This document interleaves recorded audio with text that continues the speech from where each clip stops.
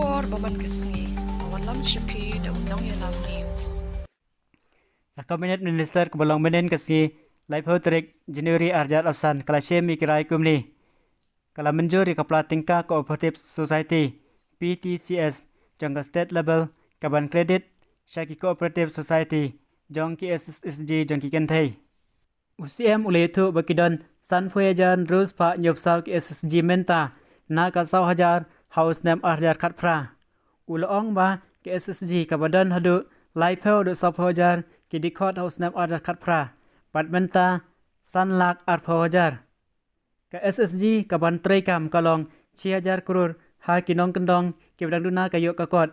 Ke kabinet kalarai ban pli ya ka cooperative society jong ki kente SSG na kabenta ka financial service kabal ki khot ka platingka cooperative society. Kani ka phone kalong government toy ha ka babarok SSG kila ban join lani ban rung bat ban senyang lani subscribe bat ban share bakin yo ro kanong ka bahe. Kala menjuru iko proposal jong call Daryl Hopkins ke bala syong thaj kum ki director jong ka Selnik Welfare Meghalaya. Kum bakatem jong UN Koming call jirai kala kut ka selecting committee kala propose ya ki saw tali ki keteng bat lapliang bat menjur baki call Daryl Hopkins bala syong thaj kum ki director. La menjuru ya ka contingency funds of Meghalaya Amendment Ordinance Arjat Absan.